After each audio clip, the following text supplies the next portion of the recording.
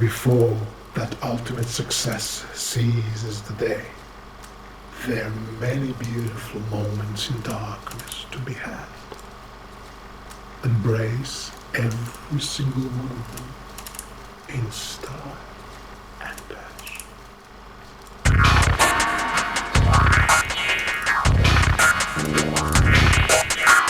Hi and welcome back. My name is Oksabian, also known as Z-Time. In this part 2 tutorial or making of BMS instrumental song, I will be talking about how I prepare for the mixing process.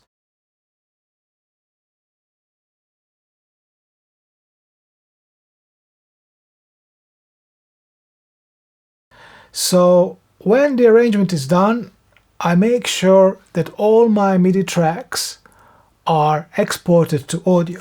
So all the soft synths, everything that I have, all of these MIDI sections has to be exported to the audio. In case there is any problems with updates or the soft synths not being available anymore or something not working, or regardless, it's always good to have the audio version of it. And I approach this before mixing so that I basically render out all the parts and MIDI data to audio file. First, I like to select all my MIDI parts, and in case if I have any of them muted there that I don't want, of course, to be rendered out, because now I made a final decision, this is the final arrangement. I go to the project. This is in the Cubase, of course, but basically all what I do, apply Project Logic Editor preset, and I go parts and events, and there I go delete muted MIDI parts. So you can do it manually or in your DAW, however it works, you delete all the muted MIDI parts. And then I basically render them out by render in place, render settings, and I make sure that I put the render settings as I like.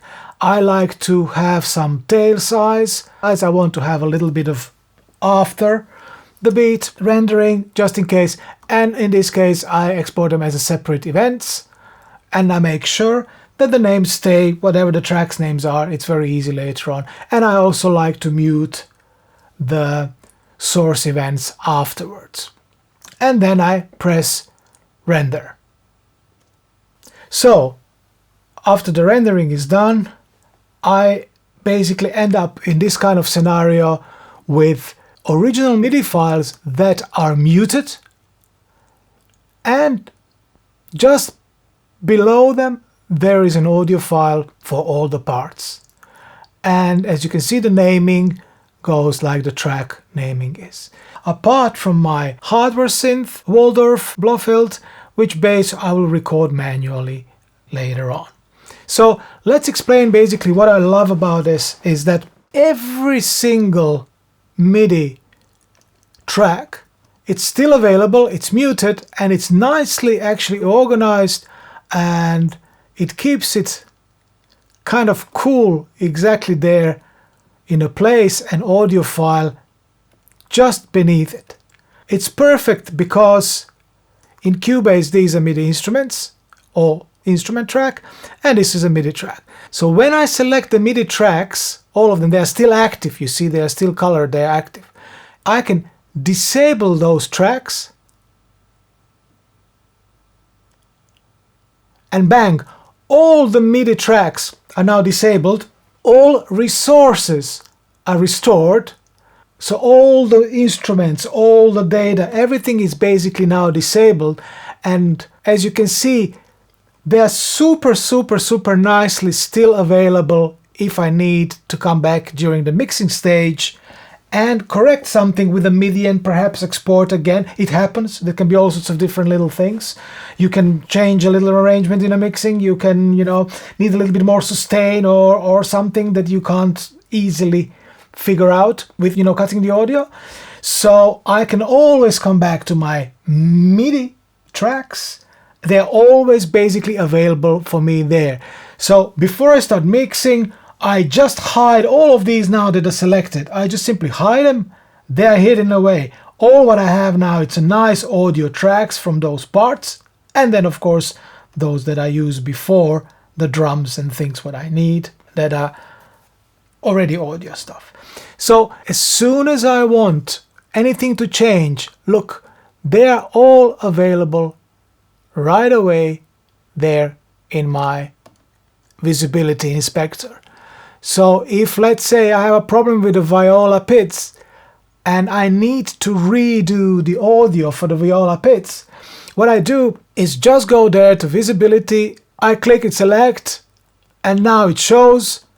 I click on it again, enable track, and now it loads the viola, loads the virtual instrument, and bingo, my viola is here and I can do with it whatever I want. So I just unmute them, and principally very easy to come back to, and it's so nicely lined up here that it's a breeze. And when I'm done exporting or changing whatever I want, I can again disable the track and it's done. I can even mute the parts that I have used or reused, that I just in case that I know that everything is recorded what I wanted, and I deselect it here, which means I basically uncheck the visibility of it, and I'm again back to the clean state and ready to mix the audio, just audio parts to mix. Therefore, all my resources are preserved. None of the virtual instruments is cluttering my RAM or cluttering my CPU, and I can easily reuse now the resources for my plugins and my processing and mixing. So if you like this kind of material, please do subscribe. It means the world to me, and I would leave all the relevant info there in the link below, where you can find the Uncivilized Grooves library and also the BMAS song for purchase. Please also consider supporting on Patreon. We have a Finspire community where we really do hang around and help each other with all sorts of things. Thanks for your time, everyone. Let's funk it up and stay Finspired.